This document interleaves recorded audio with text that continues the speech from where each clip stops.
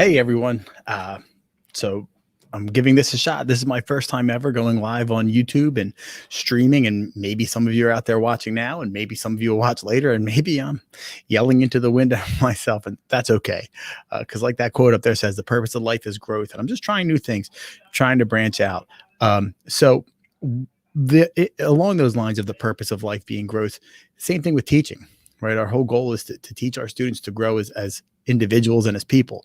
And with that in mind, I want to take some time and explain these originality reports on Google Classroom. We are at Owen J. Roberts. We are a Google for Enterprise School District, which means we have an unlimited number of these per year, which is phenomenal. If you're not part of our district and you don't have the enterprise, you have a limited number, but you can still use some of these. So today, my goal in this quick little live stream and video that I'll send out later is all about these originality reports to help you understand how you can use them to help your students better understand plagiarism. So let's take a look at, we have a couple goals today is know how to turn them on in your Google Classroom, to understand how they look from the student's end, understand how they look on the teacher's end, and then how you can use them as an effective way of formatively assessing your students, or, your students can use this to kind of grow. So let's take a look. Anytime you're using these originality reports, it's set up through an assignment on the Google Classroom. That's the only way you can do it. You can't do this with like a material or just sharing the link. It's got to be an assignment. So if you're using Google Classroom, it's an assignment in there. If you're not using Classroom, you can do it as an assignment, Google assignment. So for those of you using Canvas or some other learning management system, you can use assignments. All right. So I'm going to take some time. I'm going to walk you through doing these assignments. All right, so let's take a look here at an assignment that I've created on my own Google Classroom. I have a test Google Classroom here. You'll see in a second. It's going to take a little time to load. I apologize for this.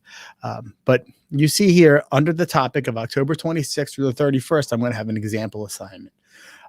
One thing I do want to show you, and this is not on this topic, but if you notice, I have these little jack-o'-lantern emojis, which is great. Adding emojis to your Google Classroom will really help you and help the students to find things. So I can show you how to do that a little bit later on. But I want to take a look at this assignment. It's the example assignment. So let's go ahead and we're going to edit this assignment. So when you're creating a new assignment or editing one that you've done before, you set everything up the same way you normally would, right? You title it. Again, I'm an advocate on numbering. It just really helps in going back and keeping track of who did things or referencing it later. You're giving your instructions here, deciding who assigns it, point value, when it's due, topic, and if you're going to add a rubric or not, which is a phenomenal tool. But then right down here, there's this check plagiarism originality. All right. And if you're not sure, if you want to look a little bit more, you can do this learn more link, and it will take you to Google's Resource Center where they explain it and show you what it looks like. But we're going to just go ahead and we're going to turn this check plagiarism originality on, and we're going to hit save. All right. And now it's on, and you'll see my students will have the ability to turn on or to use this originality report. So I'm going to use my student account here, my Mickey Mouse student account. And if I look up into here, let's refresh this assignment. You're going to see I'm going to add a fake document that I haven't used yet. All right. And it says here, originality reports are available.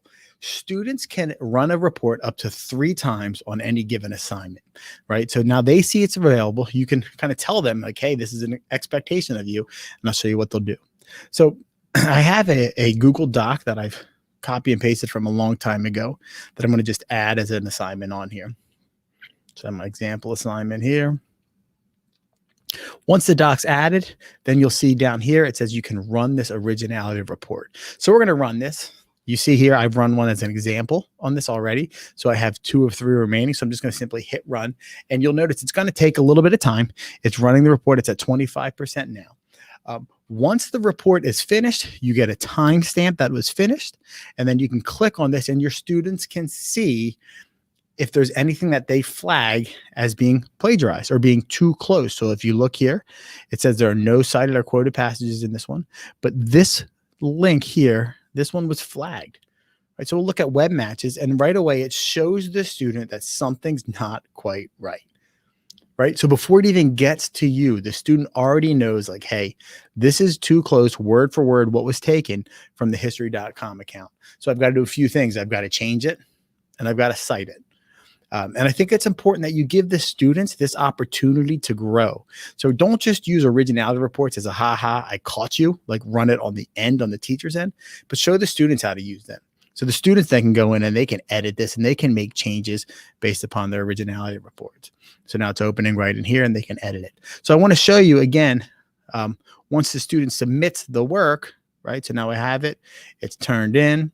I'm going to turn in my example. I'm going to go back to my teacher account so you can see what it looks like on the teacher end of things, right? So on the teacher end, now it goes to one turned in. I come here. Here's my Mickey Mouse. I'm going to go to my example assignment, the grader. We're going to look at it. And you're going to see again that availability, the originality reports are available, right? And automatically it has one flag passage, and then I can go in and I can check. And you can see that there's a passage that needs to be cited, and you can go ahead and you can highlight or you can edit, you can add comments that way. But again, I recommend you do this on the student end first to kind of help them metacognitively think about their thinking and catch these mistakes before it ever gets to you. And I know in this time of the pandemic where you're just hoping to get any sort of work turned in, asking a student to do work and then resubmit it is hard. But we've got to grow. And this is something, even if you just catalog this and put it away for later and think about it, it might be something worthwhile. All right, so that's it. Hopefully you've enjoyed this quick little 6 or 7 minute presentation. There's a question: does it only check Word for plagiarism? That's a great question, and I as of right now I think so, but I think you can also run it in Google Docs, so I'll have to double check with that one. But if you have any other questions, by all means let me know. Thanks. This will be available to you on the YouTube channel here, and I'll send out links later.